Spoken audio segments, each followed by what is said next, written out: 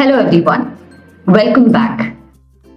Many of you might like to read a lot of motivational quotes. Do you go through them? Do you like to read them? Even I have been reading a lot and I've come across a lot on status, on Instagram, on Google, and etc. But this one quote has caught my attention lately. It's deep. A good novel tells us the truth about its hero. A good novel tells us the truth about its hero. But a bad novel tells us the truth about its author. But a bad novel tells us the truth about its author. It's so deep. And the meaning is amazing. I hope all the writers, those who want to become writers, authors, they want to write poems, stories, content, to all those who want to become good at writing, this video is for you. Our topic for today is 5 effective story writing tips.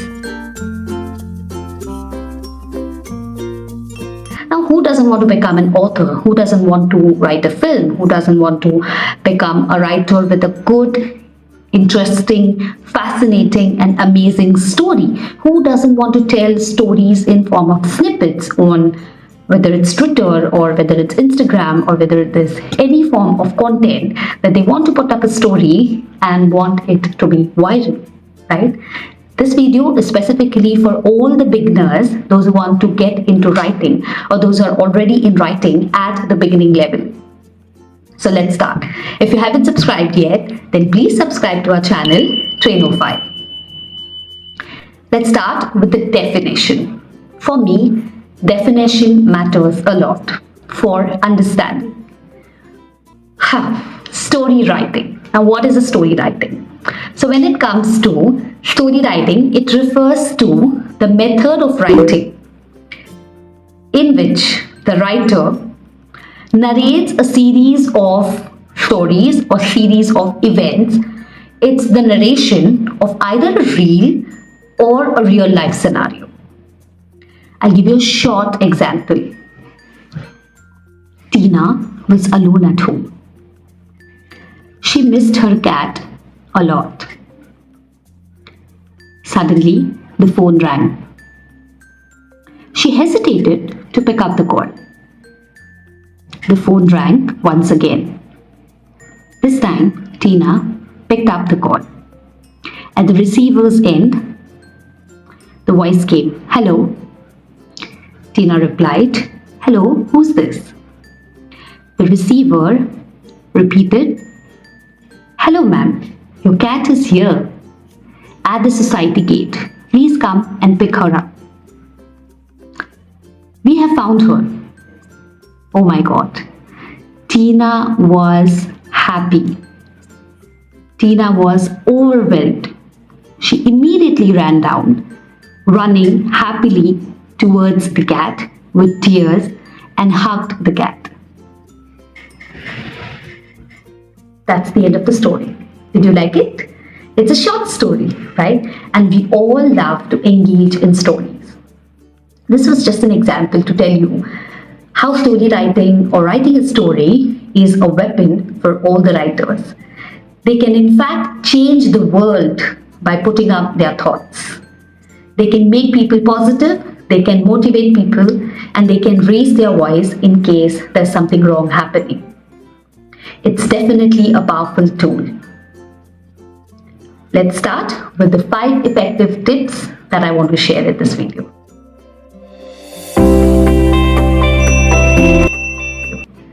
Number 1, introduction.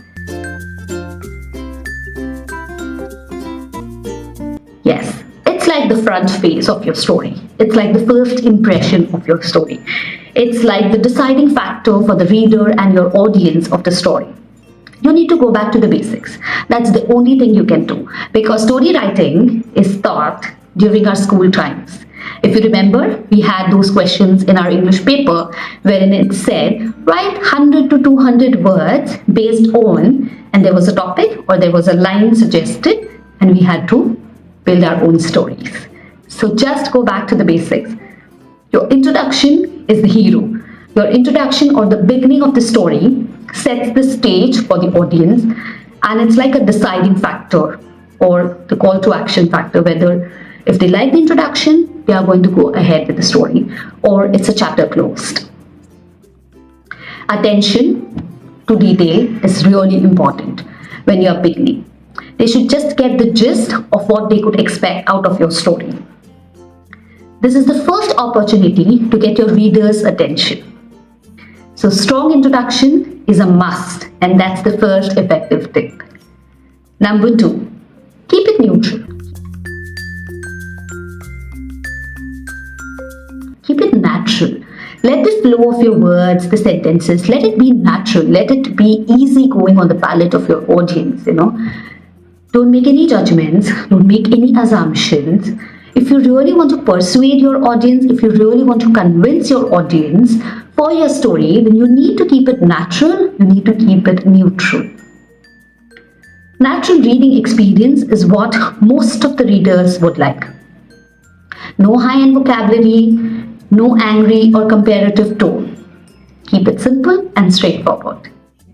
But you can obviously make it a little spice up or make it a little edgy so that they feel like there is a need to read the entire story. So that's what you can plug in. Number 3, that is, check your grammar. Yes, now I know everybody must have told you in email writing that you need to check your grammar, but writing skills, especially story writing skills, is again one of the skills that requires checking up your grammar. Either you reread it or read it aloud, ask a friend for help or feedback, someone who is a grammar nerd, someone who is a grammar Nazi, someone who is good at grammar. You can take their help if they are ready for help. Check for typo errors. Spell check in a software. If at all it is required, you're not satisfied with the grammar check. Underline the things where you feel that something is doubtful, something is not sounding right as per the grammar rules, and you can check it online for grammar correction. Now, one example that I would like to share over here of typo error is, most often when you draft your story, you are in haste and you think that everything is just flowing around in your mind and you just need to pin it up on the paper and you just go. And for the second time when you correct, you make a lot of corrections, you make it correct, even though there are some of the typo errors which are left behind. For example, instead of writing THE, there, you just write TEH, and you feel that it is quite understood by your reader. But every time your reader may not excuse you for this one. Another example is, instead of writing receive, that is RECEIVE, you might end up writing RECIEVE, and in this case it completely changes the meaning. So make sure that while you're correcting your grammar, you are also checking your typo errors. Number 4. Now every writer has its own audiences, okay? And there's a certain way the writer likes to speak with the audience. Some of you might like it, others might not like it. But this is one of the points that every writer, especially the beginners level, they should be alert of it. Sarcasm is not always in your favor. Yes. So number 4 is no sarcasm.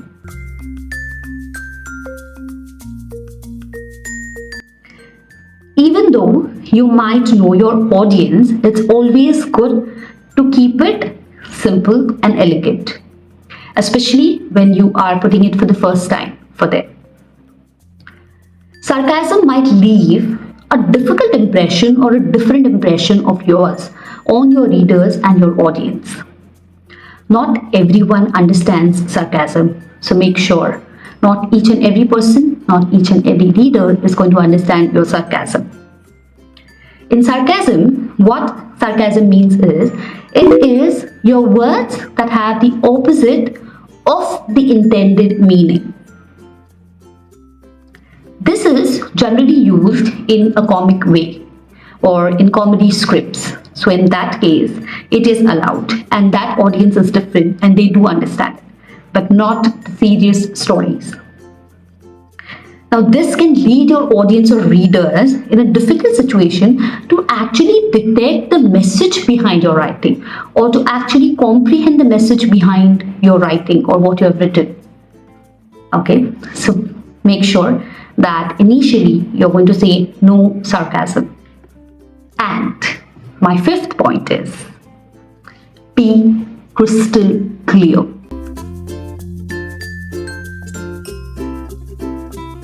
Clarity, 100%. That's my fifth point. Yes, having clear ideas help you achieve your goals. Having clarity in your writing helps your readers and your audiences connect better. There should be 100% clarity and focus in your writing. You have to use clear, clean, and easy words for your audience. Keep it easy on the palate of the reader. Okay, keep it light. Don't be surprised to rework, rewrite, and rephrase. I have read this somewhere. Expressing complicated matters with clarity is art. Do you agree with this? It's not everyone's cup of tea to express it well, even though there is a complication in the scenario of writing. No writing can be finished in one setting. This is an important one. No writing can be finished in one sitting. That means you should take your own time, write it again, how many ever times required, you write it again until you hit clarity, until there is clarity to the writer. So number 5 was ensuring clarity. Now towards the end of the video, I would like to end my video by reading a famous quote that I have right in front of me. So either write something worth reading or do something worth writing. I'll read it one more time. Either write something worth reading or do something worth writing. It's written by Benjamin Franklin. I hope all the writers, especially the writers who are beginning their journey in story writing, they like this video, and others, it shall help you to become a better writer, whether it's in school, college, office, email drafting, etc. Thank you so much for watching the video. See you soon in another video. And if you haven't subscribed yet, then please subscribe to our channel, Trainophile.